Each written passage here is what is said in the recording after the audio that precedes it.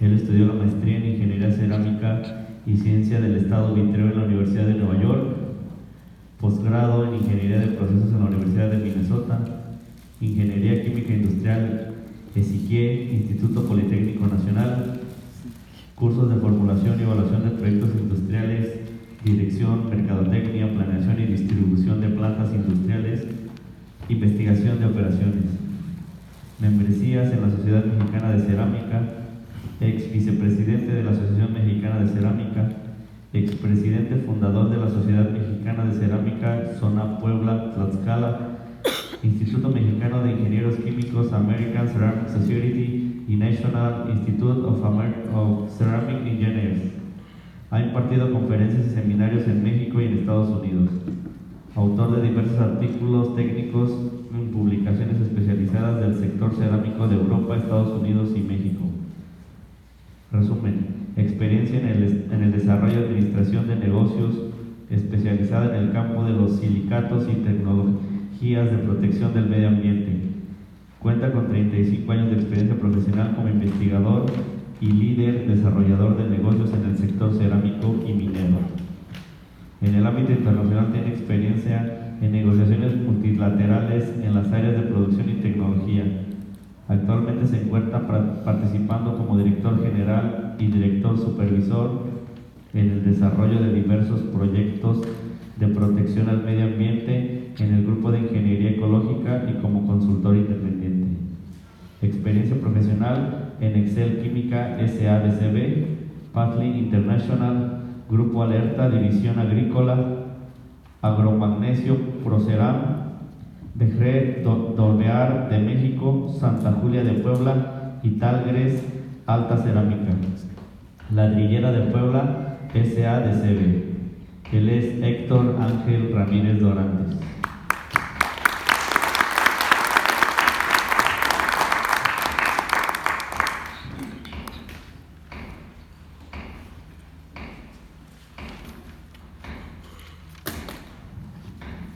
Buenos días, es un placer con ustedes compartir estos momentos en este Congreso de Cerámica y espero que haya muchos congresos más de la cerámica. Estamos en el siglo XXI, así como hubo antes la edad de piedra, la de bronce, la del hierro. El siglo XXI es el ciclo de la cerámica. Estamos siendo testigos de cambios muy profundos y veloces en la humanidad, y todo esto tiene su raíz en la cerámica. Y qué mejor que recordar en este contexto que la semilla de todo esto que estamos viviendo ahorita a pasos acelerados fue la alfarería, y específicamente el barro. Me gustaría poner en un contexto los orígenes de todo esto. Aún antes de que del inicio de la humanidad, la arcilla, los minerales de arcilla jugaron un papel muy importantísimo.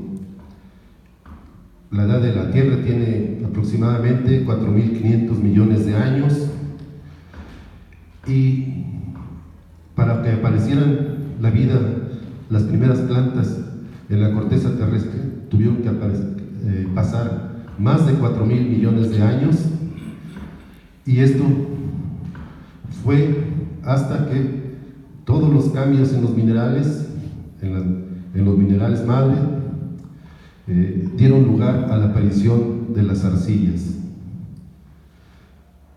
y permitieron que aparecieran las plantas. Las plantas, a diferencia de los demás seres vivos, pues no pueden caminar para buscar los alimentos, así que están dotados para producir sus propios alimentos, y las arcillas, por sus propiedades, entre ellas la de capacidad de intercambio iónico, permitieron que aparecieran las plantas en este planeta. Las plantas para producir sus alimentos necesitan iones.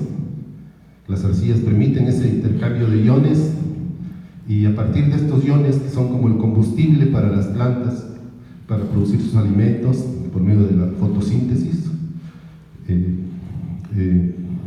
las arcillas lo hicieron válido. Y las plantas, a su vez, como utilizan dióxido de carbono para producir sus alimentos y regresan oxígeno, pues fueron cambiando la atmósfera inhóspita de este planeta de dióxido de carbono a oxígeno, convirtieron este planeta en un planeta azul.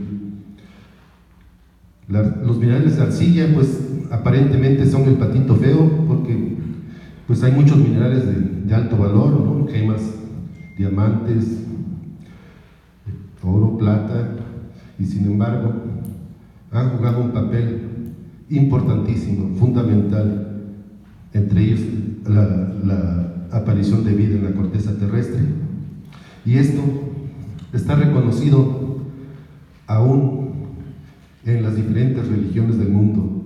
La alfarería es pues la semilla de todo este progreso que estamos viviendo ahora. Fue lo que dio inicio al desarrollo que estamos viendo, estos cambios tan rápidos. Las arcillas están reconocidas aún como decía, por las diferentes religiones. Aparece tanto en la religión, en la cultura china, en la cultura hebrea, aún en la mexicana, en el Popol Vuh, en que los dioses aparentemente fueron los primeros alfareros, porque formaron al hombre de barro. Y parece muy asombroso que recientemente en la Universidad de Cornell, en Nueva York, científicos han encontrado que el origen de la vida primigenio fue posible en las arcillas, ciertos tipos de arcillas, porque permitieron en sus cavidades, en sus porosidades, la formación de hidrogeles que dieron lugar a que se generara la vida. Después, muy importante resaltar la importancia de la raíz de todo lo que estamos viviendo y que tuvo su origen en la alfarería. Este noble quehacer que afortunadamente ustedes están permitiendo que siga vigente, siga vivo, y que ojalá la plática que vamos a tener les sirva de ayuda y que tenga interés para todos ustedes.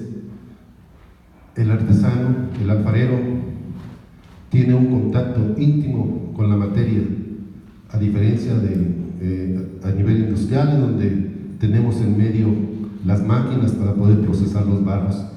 Y eso pues es una ventaja que les permite a ustedes expresarse en múltiples formas, y aún sin conocer a fondo los elementos científicos que brindan a las arcillas estas propiedades, pues son capaces de crear formas muy bellas y de conocer y conducir sus trabajos.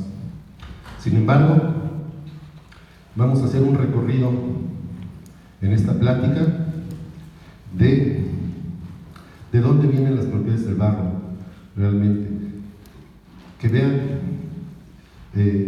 qué es realmente el barro, cuántos tipos de barro tenemos, y que este conocimiento, esta información más que nada, les permita entender mejor el por qué ustedes ven este comportamiento en sus trabajos.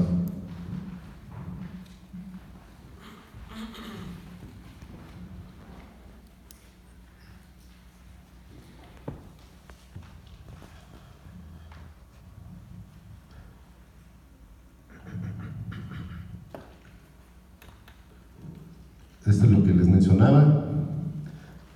El barro ha sido trascendente a la historia de la humanidad.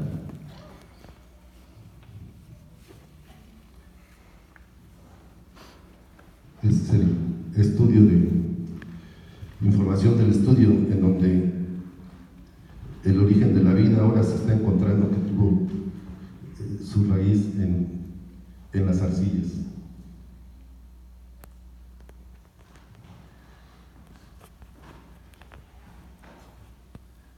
En la misma Biblia, en diferentes libros, vemos el testimonio de la formación del hombre a partir del barro y con Dios, el primer alfarero.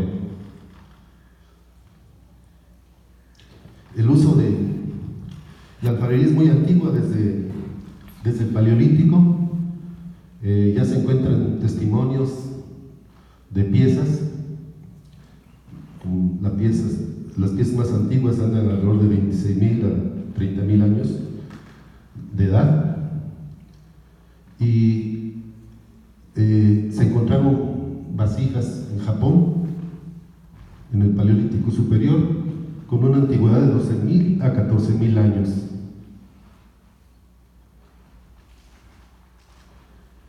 Y a pesar de eso, vemos que lograron tener, a pesar de la edad, piezas muy hermosas, en donde pues realmente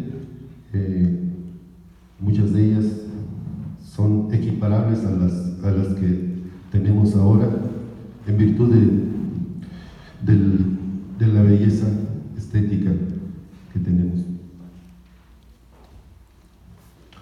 ¿Qué son las arcillas? Las arcillas no es un solo compuesto. Las arcillas o barros son mezclas de minerales, pero las arcillas se distinguen de todos los demás porque tienen una propiedad muy singular, muy especial y única, que es la plasticidad. Cuando hablamos de pastas cerámicas para la alfarería, pastas cerámicas para la industria, todas indudablemente tienen que tener arcilla, tienen que tener barro.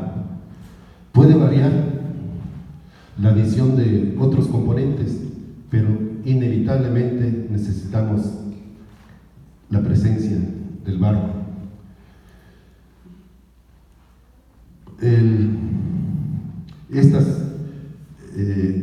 Estos minerales que proporcionan la plasticidad son unos cuantos. Los recursos tecnológicos modernos nos han permitido identificar con claridad los minerales que son responsables de esta plasticidad, los minerales que realmente proporcionan esta propiedad única que es la plasticidad, y se les ha denominado minerales arcillosos. Un barro entonces debe de tener, para que sea barro o se le considere arcilla, debe de tener uno o más de estos minerales arcillosos. Y normalmente se encuentra la arcilla, además de que debe tener uno o más minerales arcillosos, puede tener minerales asociados.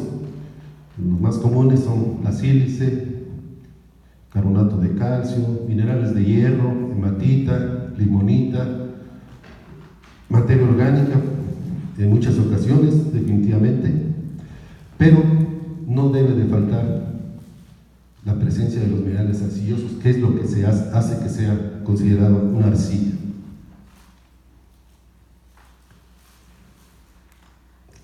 ¿De dónde viene el barro? Pues mencionábamos que el barro empezó a formarse, es un ciclo continuo, empezó a formarse, a aparecer en la corteza de la Tierra hace como 500 años, y los minerales de donde se obtiene el barro, pues los tenemos todavía en la fecha, y va a seguir formándose más barro, porque es un proceso natural de transformación geológica.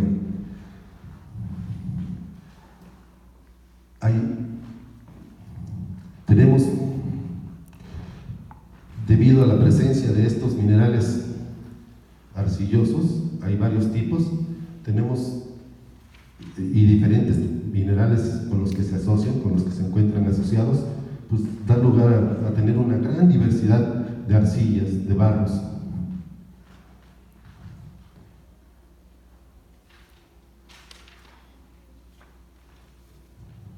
Y Las características o propiedades de estos barros pues depende de la historia que hayan tenido, el lugar en donde se formaron, el lugar a donde fueron arrastrados muchos de ellos, y son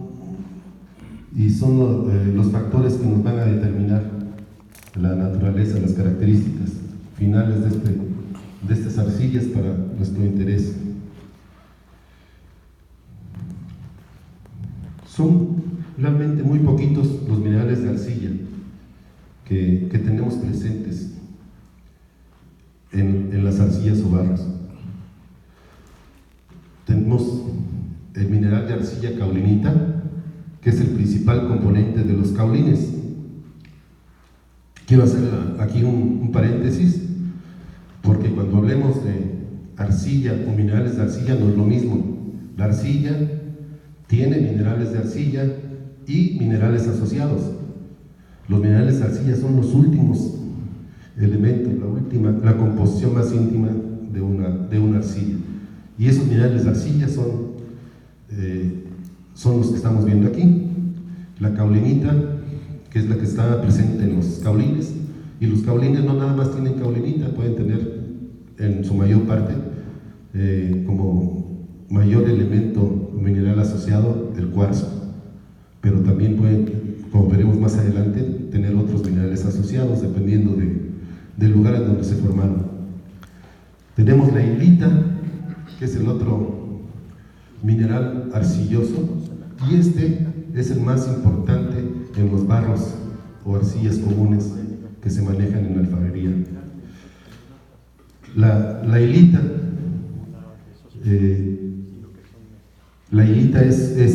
es un mineral que normalmente tiene hierro en su estructura cristalina y normalmente quema de color rojo, por lo tanto.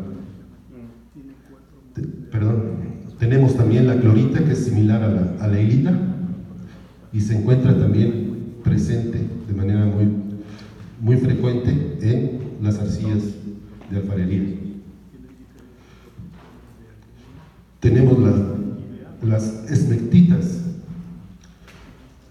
En este grupo se encuentra la monmorilonita, beidelita, nontrita, y estos minerales arcillosos son los que componen algunos materiales que ustedes han escuchado, como la bentonita. La bentonita contiene monmorilonita. Hay bentonita cálcica, bentonita sódica, pero su componente principal, junto con otros minerales asociados, es la monmorilonita. Tenemos también la sepiolita y la paligorskita, que son en sus características similares a las esmectitas. Estos últimos tres son materiales muy plásticos, con un gran poder de absorción, y pues realmente también se encuentran a veces presentes, sobre todo las esmectitas, en la caulinita, hilita y clorita. Son tan plásticos que no los podemos usar por sí solos para tornear, para el moldeo, pero sí están presentes de alguna forma en estos tres minerales. Son demasiado plásticos, particularmente las esmectitas. La sepiolita y paligorskita son minerales con un gran poder absorbente y pues se utilizan para limpieza, absorción, en arenas de gatos, por ejemplo, y muchos procesos industriales.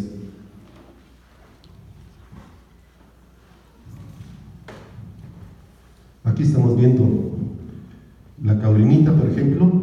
El mineral arcilloso caulinita tiene unas variantes que son exactamente la misma composición, nada más que es diferente forma de cristal, que es la diquita y la nacrita. Ahí también me faltó poner la aloisita, que es caulinita, pero en forma el cristal es en forma como de taco. Y las esmectitas, el grupo hormitas, hilitas y cloritas. En la cerámica artesanal, alfarería, estos son los minerales arcillosos más comunes que encontramos en nuestros barros o arcillas. Hay barros, hay caolines que tienen caolinita, pero a veces una pequeña proporción de mormolilonita, por ejemplo, hace que tengan plasticidad. De estos minerales, el menos plástico es la caolinita, el más refractario es la caolinita, el de tamaño de partícula más grande es la caolinita. Esto vamos a ver de dónde y por qué al ver su estructura atómica. Por ejemplo, la mayoría de los caolines no son tan plásticos, sin embargo, exhiben plasticidad, cierta plasticidad, pero son los menos plásticos porque son minerales de arcilla.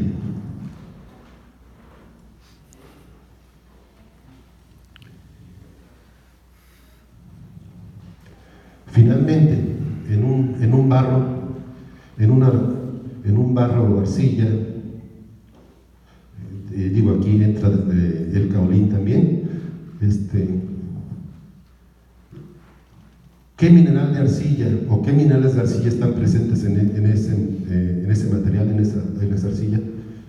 ¿Y qué tipos de minerales asociados y cantidad de estos se encuentran en el barro? Son los que nos van a determinar su comportamiento cerámico. Son los que nos van a decir su plasticidad, su grado de fundencia, su facilidad para moldearse, su comportamiento en el secado y las propiedades, la temperatura que requieren para su quemado y el tratamiento que debemos de darle para corregir. Cuando se trata de formular pastas, ahora a partir desde el Paleolítico hasta aproximadamente 1850 se usaban los barros de manera natural. A partir de 1850 a la fecha ya se han combinado los barros naturales con materiales procesados, ya ciertamente procesados o sintéticos, entre comillas, pero finalmente debemos de entender qué es lo que hacen estos materiales, porque muchas veces va a haber oportunidades de, sin agregarle nada a los barros, más que a veces corregirlos entre sí, podemos nosotros tener un material, entre comillas, pasta adecuado, cosa que desde el Paleolítico en la antigüedad se hizo, o se ha estado así hasta la fecha todavía.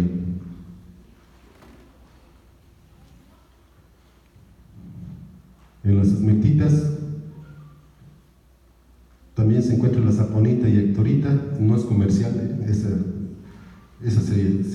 me llamo Héctor, pero no es comercial, esa se identificó en Hector, California.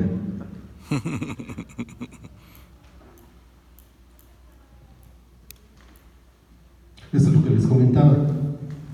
Las arcillas tienen, para considerarse como tal, tienen minerales arcillosos, pero no es lo mismo el mineral arcilloso que la arcilla. La arcilla ya es la mezcla de mineral arcilloso con minerales asociados.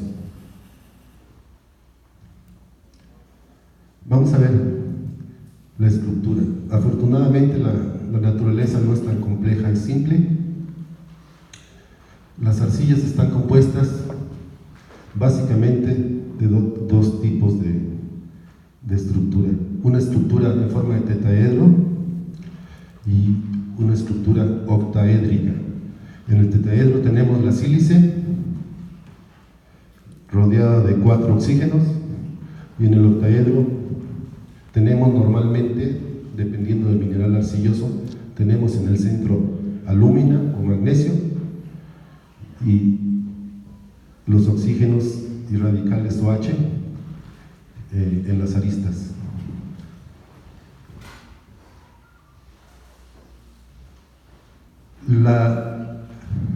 la arcilla más estable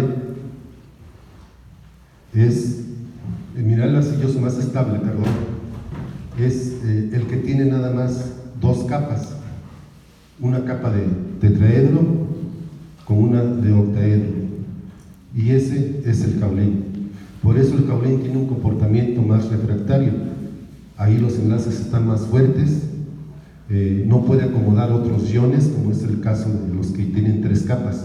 Entonces hay minerales arcillosos, los minerales arcillosos tienen dos capas y tres, y hay otros que tienen tres capas, el más refractario, el más estable, el menos plástico, por lo tanto también porque no puede acomodar el agua entre sus intersticios, es el caolín.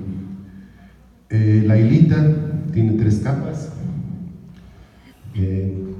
la clorita también, al igual que las esmectitas, la familia de las momoilónitas. Y además hay una sustitución a veces en esta capa octaédrica, que puede ser de alúmina en algunos barros o de magnesio en otros, también acomodan iones, a veces de hierro, sodio, calcio, y esto, como varía el tamaño de los átomos, pues eso hace que por ejemplo, la fundencia sea mayor.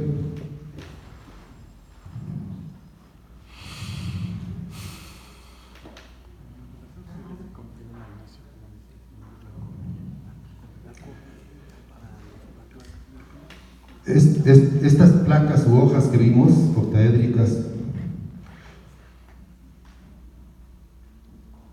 y tetraédricas, son laminares. Vemos nosotros si analizamos esto en el microscopio, vamos a ver unos platos u hojas, normalmente hexagonales. La tecnología moderna nos ha permitido ver íntimamente cómo están estos arreglos. Aquí tenemos unos ejemplos. La caolinita, que es la más estable, se le aprecian los platos, las hojas en forma hexagonal. La loisita, que les decía que también es caolinita, que tiene forma de tubular. Aquí tenemos una momoilonita, que es más desordenada. Tenemos aquí la hilita, que se asemeja más a flex. La hilita también se puede presentar en forma fibrosa. Las esmectitas o momoilonitas, estas tienen una enorme capacidad para absorber agua, acomodar agua entre sus láminas, y se expanden bastante. Por eso de ahí su enorme plasticidad. Pero también debido a esta gran cantidad de agua que acomodan y que requieren para exhibir su plasticidad, a la hora si pretendiésemos hacer piezas con un material que tuviera momoilonita como principal elemento, pues a la hora del secado obviamente se perdió una gran cantidad de agua, tendría una gran contracción y pues se rajaría. Son piezas sensibles al secado.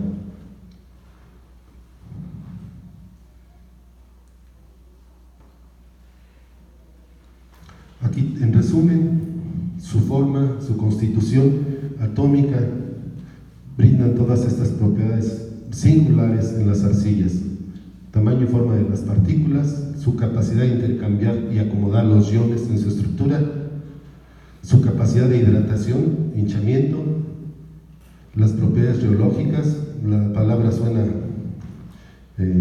muy rara, pero en realidad esto es importante porque para aquellos que han experimentado con la técnica de moldeo por vaciado, saben que las arcillas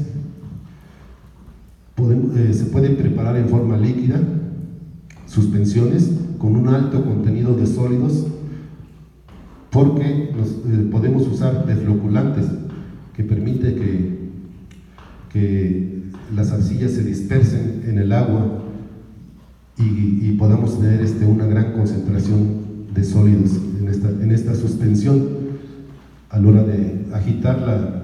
En agitación, por ejemplo, esta barbotina es muy fluida y a veces cuando no está bien preparada, nosotros podemos observar que si dejamos de agitar, la barbotina, la suspensión empieza a gelarse, a aumentar de viscosidad.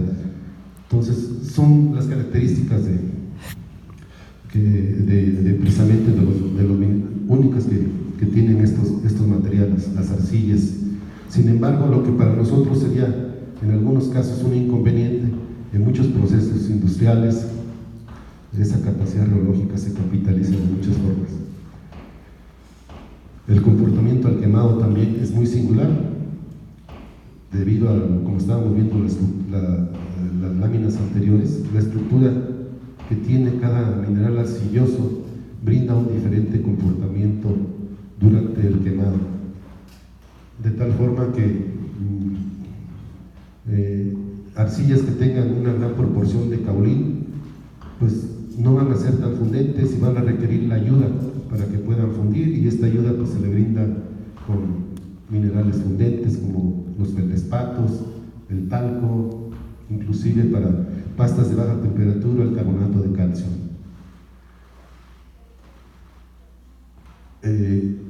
Las hilitas, por ejemplo, hilitas, cloritas, por otro lado, minerales de 3 capas que tienen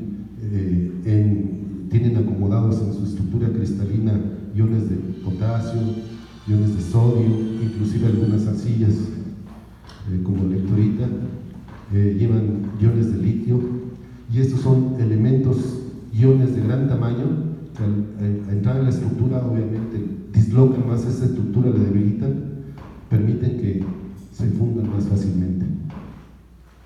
Y obviamente la principal virtud, la plasticidad, ¿sí? Las arcillas que tienen demasiada plasticidad son los grupos de las esmectitas y el grupo de la sepiolita y la tapulgita o paliegorskita.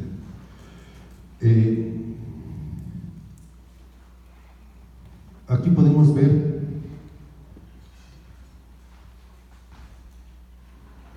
esa capacidad de intercambio iónico está relacionada con la plasticidad.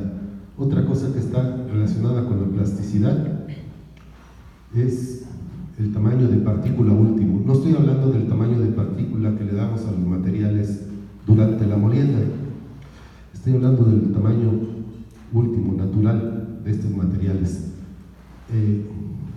Mientras más pequeña sea la partícula, si nosotros sacamos la superficie en un círculo, por ejemplo, una esfera, si sacamos la superficie, mientras más pequeñas sean estas esferas, el área superficial va aumentando exponencialmente. Entonces aquí vemos cómo el material menos plástico normalmente es la caulinita, porque tiene un área específica más pequeña. En el caso de las esmectitas, las vermiculitas y sepiolitas, que les decía yo que son extremadamente plásticas, tan plásticas que no las podemos usar por sí solas o en grandes proporciones en nuestras pastas, tienen un área superficial muy tremenda. Por el contrario, un rango adecuado, y por eso desde las etapas más antiguas de la humanidad, los alfareros pudieron formar piezas con barros naturales, es porque usaron barros comunes, barros hilíticos, barros que tenían hilita como mineral arcilloso principal. La hilita tiene un rango de tamaños más adecuado, no tan alto como el de las esmectitas, la vermiculita y la sepiolita, pero más alto significativamente que los que brindan mineral arcilloso carbonita. El otro elemento también que juega un papel importante en la plasticidad es esa capacidad de intercambio iónico, y obviamente ahí también vemos que la caulinita es la que tiene una capacidad intercambio iónico más baja. Y la más alta, nuevamente, la tienen los materiales extremadamente plásticos, como el grupo de las molibdenitas, vermiculita y sapiolita. Estos dos elementos en sí son importantes y son los responsables de la plasticidad. También, durante el quemado, esto está influyendo. Nosotros sabemos que si ponemos en un sartén un cubo de azúcar y por otro lado al lado unos granitos de azúcar, los granitos sueltos van a fundir más rápido que el cubo. Y lo mismo sucede con estos materiales. Mientras más pequeño sea el tamaño de partícula, más fácilmente funden, más fácilmente se queman.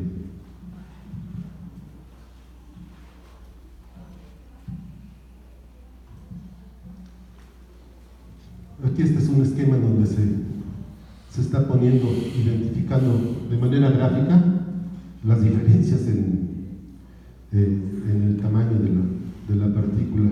Ahí vemos la molibdenita, la más delgadita, la hilita y la clorita, más o menos parecidas, y la más grande es la caulinita.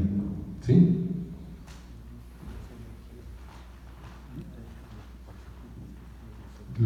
Por ejemplo, para aquellos que usan la defloculación, habrán notado que cuesta mucho trabajo y a veces es imposible deflocular, hacer líquido las arcillas molibdeníticas o bentonitas.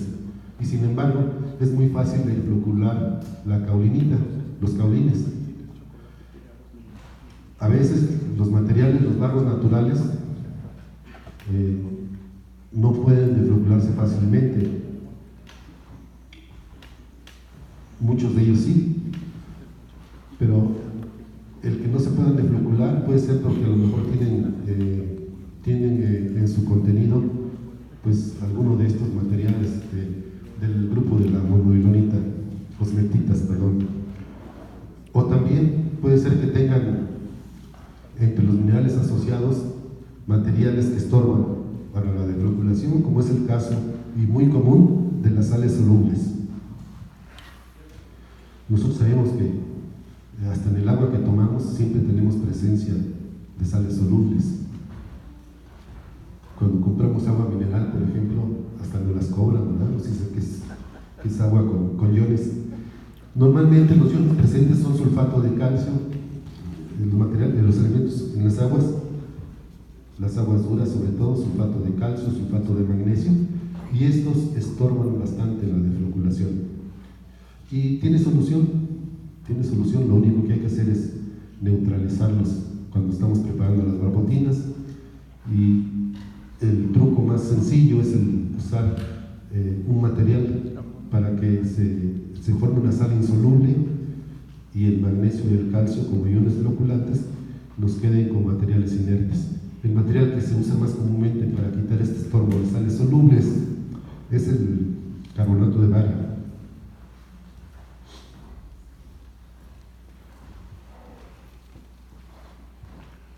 Bueno, ya hablamos de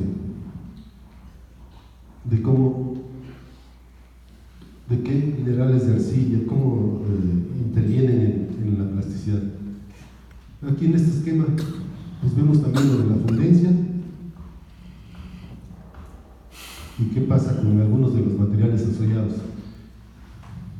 El formar o sintetizar la caulinita requiere temperaturas muy altas, muy altas, y por eso normalmente las pastas que se hacen en base a la caulinita siempre requieren la presencia de fundentes, y el más común es el feldespato. Y entre los feldespatos, el feldespato más efectivo con mayor poder de fundencia es el feldespato de potasio. Aunque en realidad los dos hay potasio, los de común uso son feldespato potásico, feldespato sódico, pero ambos tienen ambos elementos, tienen presencia de sodio y potasio, nada más que el que se le llama feldespato potásico tiene una ligera mayor proporción de potasio que de sodio. Algo común en las arcillas también es, entre los minerales asociados, es la presencia de pirita. La pirita es el sulfuro de fierro, y pues ese también a veces cuesta trabajo calcinarlo, eliminarlo durante el quemado, porque teóricamente su calcinación debe de ocurrir alrededor de los 300 y tantos grados, pero es cuando tenemos también durante el quemado la pérdida del agua química en las arcillas, y esto les estorba. Entonces tiene preferencia la deshidroxilación o pérdida del agua química en este quemado, y se va quedando retrasada la combustión de la pirita, y después en los productos esmaltados pues puede aparecer o propiciar defectos, ¿no?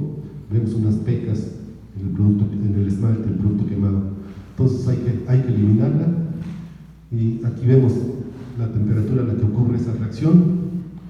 El carbonato de calcio, que también se usa mucho en las pastas de alfarería blancas. Aquí vemos la temperatura a la que se empieza a descomponer la calcita, que es alrededor de los 900 grados. Carbonato de calcio queda como óxido calcio y CO2. El CO2, dióxido de carbono, se elimina durante ese proceso.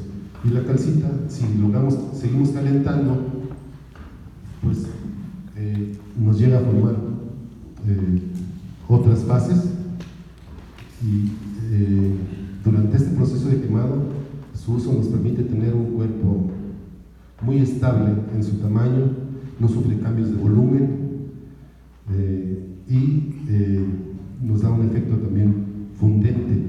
Sin embargo, hay que tener cuidado porque alrededor de los 1060 grados la fundencia la fusión es muy abrupta y nos da un rango muy cortísimo si nos pasamos de temperaturas. Sin embargo, nos ayuda a tener un cuerpo a bajas temperaturas rígido.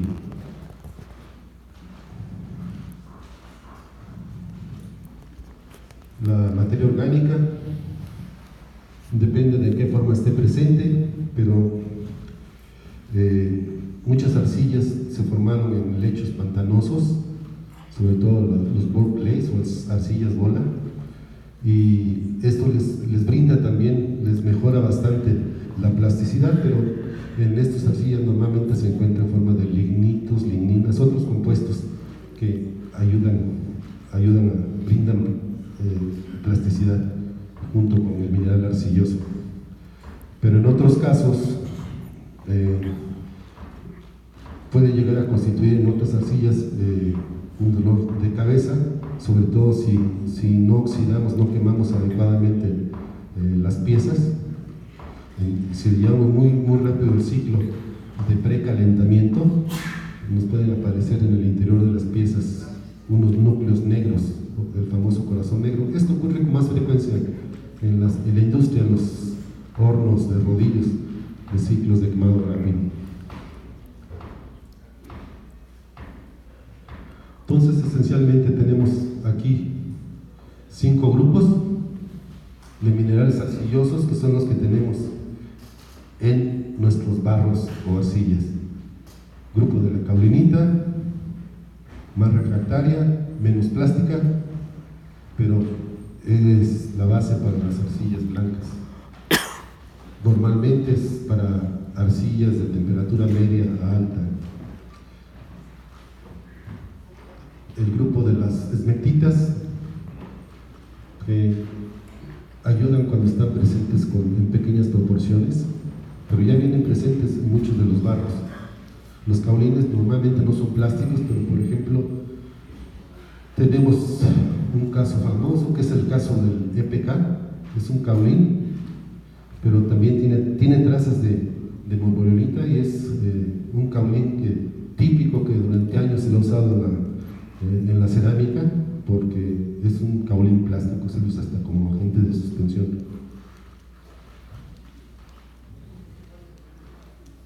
El grupo de leilita, que para la alfarería son los barros, está presente en los barros comunes como principal componente, y viene normalmente asociado también con la clorita, que tiene un comportamiento similar, aunque en proporciones brinda menor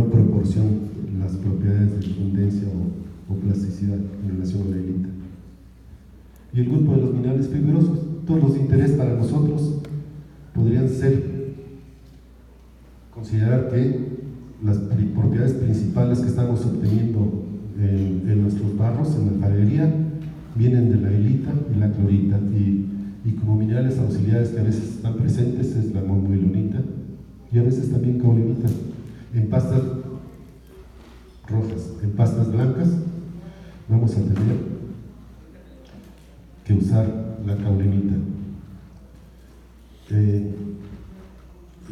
Digo caulines en donde el mineral arcilloso principal es la caulinita, pero tenemos que ayudar con materiales fundentes.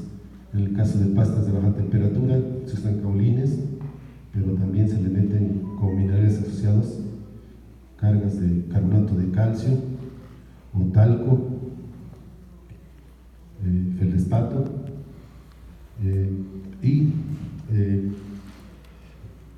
y se le ayuda a la plasticidad porque lo va a requerir. La caulinita por sí solo no va a brindar, el caulín por sí solo no va a brindar la plasticidad, se le tiene que ayudar con arcillas que queman de color crema, que tienen como mineral principal también la caulinita, pero son arcillas que no se formaron en el lugar en donde se encuentran, sino son arcillas que sufrieron un lavado natural, fueron arrastradas por las aguas hasta otros depósitos. Son arcillas sedimentarias de grano más fino y que tienen una mayor plasticidad que el caulín. Entonces en las pastas blancas de baja temperatura tenemos que usar esos ball clays.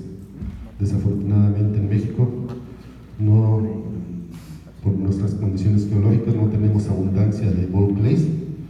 Los mejores ball clays se formaron por glaciación y se encuentran, por ejemplo, en Estados Unidos, en los límites de Kentucky y Tennessee, o en Europa, en Alemania, por ejemplo, tenemos toda una región, el Westerwald, la selva negra, en Alemania, también tenemos en Inglaterra, y obviamente los chinos, que los chinos tienen de todo.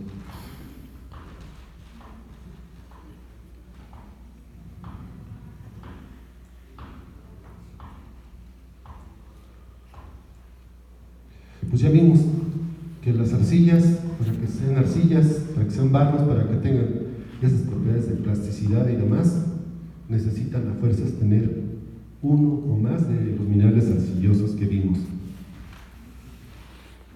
Y el tipo de mineral arcilloso que tienen y el tipo de minerales asociados y la proporción en que se encuentran en ellos, pues nos dan lugar a los diferentes tipos de arcillas o barros que conocemos. Hay barros, podemos considerarlos en dos tipos: los barros residuales, que son los que encontramos en el lugar donde sufrieron su transformación, o sedimentarios, que fueron arrastrados hasta otro lugar. Los sedimentarios son más finos, más plásticos, y los residuales normalmente son más gruesos y menos plásticos. El mineral arcilloso, el único mineral arcilloso residual que se encuentra todavía, que lo encontramos en el lugar donde se está formando, donde se formó, son los caulines. Todos los demás minerales arcillosos que vimos son de carácter sedimentario, es decir, ya no están en el lugar de la roca madre, y son los que ya tienen mayor transformación, son los que tienen mayor plasticidad y son menos refractarios. Tenemos aquí las arcillas rojas, son las de uso más antiguo, como vimos antes, que desde el Paleolítico superior, desde la prehistoria, el hombre fue capaz de utilizarlos para la alfarería. Normalmente queman de color rojo, pueden quemar de color pardo, café, pero su principal componente, su principal mineral arcilloso es la hilita.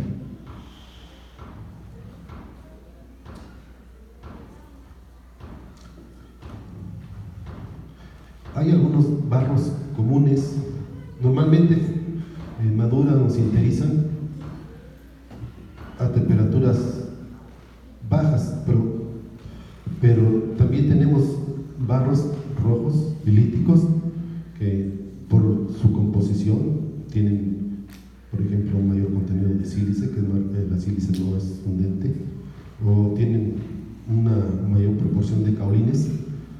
Se pueden quemar a mayor temperatura. Pues nosotros podemos sacar stoneware, tipo stoneware, con barros rojos también, usando estos barros más refractarios.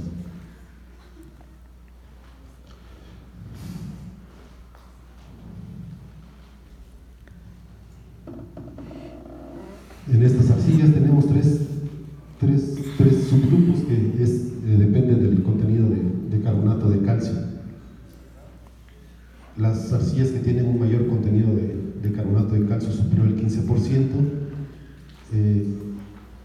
ahí ya el tono ya no es tan rojo, y si seguimos aumentando, si aumenta el contenido de carbonato de calcio, tenemos ya coloraciones menos rojas y podemos llegar a tonos cremas. Las arcillas silíticas se encuentran en muchas partes, en todo el mundo, y a veces descartamos, decimos, no, pues este barro no me funciona. Nosotros podemos entender bien, considerar qué tipo por su comportamiento, el tipo de barro que es. Si es un barro arenoso, pues obviamente lo que tenemos que hacer es incrementar la proporción de otro barro que tenga un mayor contenido de mineral arcilloso, o viceversa. Si el barro es demasiado plástico, pues ¿qué es lo que hacemos? Corregirlo con un material que contrarreste esa plasticidad, en este caso la arena. La arena es la que nos ayudaría. Si queremos disminuir porque es demasiado fundente y no queremos quemarlo a esa temperatura, pues ¿qué es lo que tenemos que hacer? Pues tenemos que meterle, para disminuir esa excesiva fundencia, mezclarlo con otro barro que tenga minerales más refractarios, como es el caso del caolín, o meterle, si lo aguanta, sílice también, o materiales que no son tan fundentes. Y por el contrario, si el barro no tiene la fundencia que requerimos, pues le tenemos que ayudar con un fundente, dependiendo de la temperatura en la que queramos quemar. Usaremos feldespato, usaremos talco, usaremos el mismo carbonato de calcio.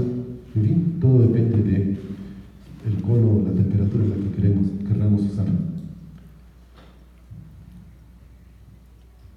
Ya hablamos de las arcillas cauliníticas, son las más refractarias.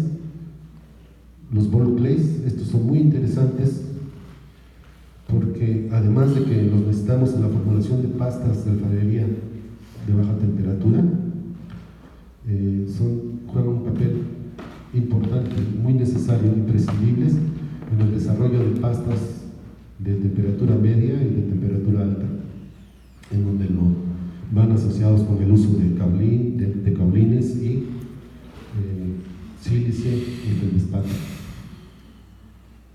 Tenemos arcillas también de stoneware de manera natural, en donde tenemos también ahí presencia de mineral arcilloso caulinita, de presencia de material ilítico en menor proporción y presencia de materiales fundentes como presencia de feldespato o formas impuras de feldespato como las pegmatitas.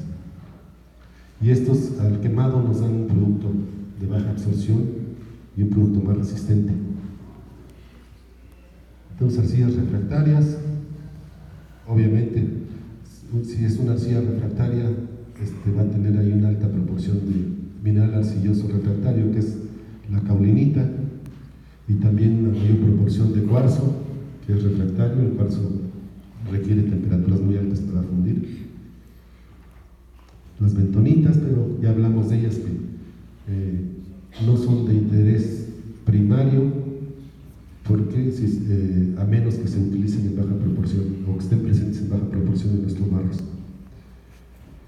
Arcillas especiales pues son las que hablábamos, como la cepiolita o palidrosquita, que no las usamos en la alfarería, perdón, las arcillas especiales. Sí, son las que mencioné.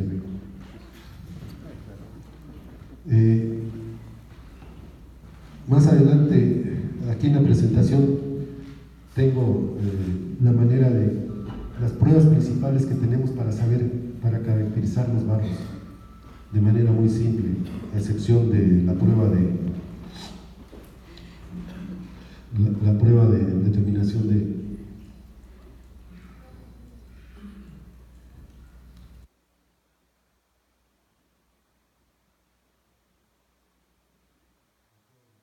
térmico.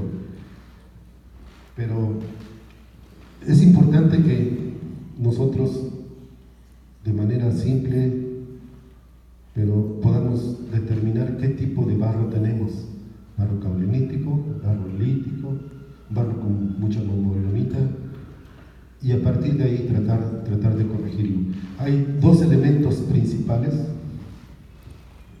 para que nosotros debemos de tomar en consideración para esto. Por un lado, la plasticidad, y por otro lado, el comportamiento durante el quemado.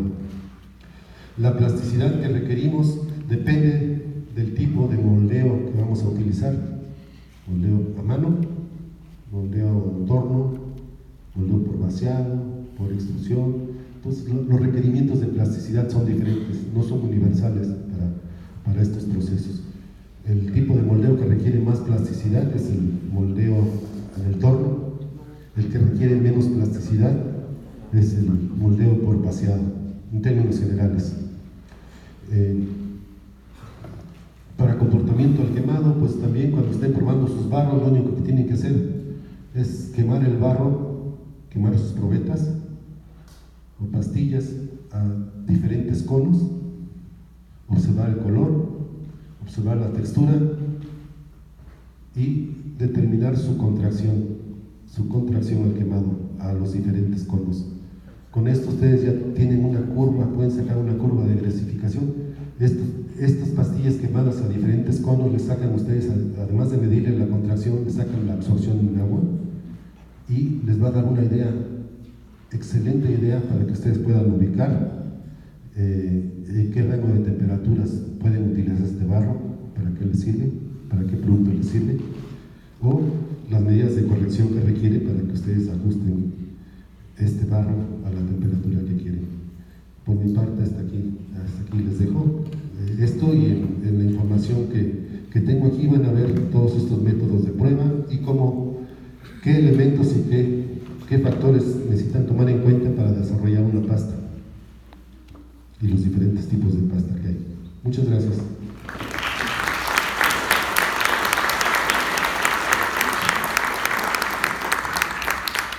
Algo de lo que me manifestaron hace un momentito, ingeniero, si puede proporcionarles su teléfono de contacto. Sí, con mucho gusto. Sí, el correo es hectorangelrd@msn.com. ¿Hay tiempo para preguntas? Y mi teléfono 777-211-7560. Una pregunta rápida. Repítele, Héctor. Héctor Ángel, Héctor Ángel RD, Héctor Ángel Ramírez Dorantes, Héctor Ángel RD @msn.com. Una pregunta. Adelante. Una pregunta, Héctor. Teléfono 777-211-7560. Una pregunta. ¿Sí se oye? Tengo una duda. Yo he abierto internet, trato de averiguar qué es una pizarra y me manda. ¿Qué es exactamente las pizarras que se utilizan tanto en pisos? Sí, las pizarras normalmente son de carácter ilítico, tienen su composición hilita, clorita, cuarzo, etc. Pero son principalmente de naturaleza ilítica y es la misma arcilla, nada más que esta se formó, el tipo de fábrica de formación se formó porque estuvieron sujetas a altas presiones. Entonces quedan en forma laminar. A veces por su composición, si la comparamos con la misma composición mineralógica, porque aquí la química no tiene tanto que ver, sino lo que determina esto es el tipo de minerales presentes. Si comparamos dos materiales, uno en forma natural como barro y el otro en forma como pizarra, es lo mismo, pero en la pizarra están en forma de hojas, tenemos menos plasticidad por el acomodo en lajas, en pizarra. Entonces, por eso se controlan las contracciones de los pisos y todo eso, ¿no? Es más... Sí, la pizarra nos ayuda. Yo la utilizaba junto con barros sueltos normales y usamos mucho las pizarras porque son excelentes para controlar, como tú dices, las contracciones, la sensibilidad del secado. Gracias.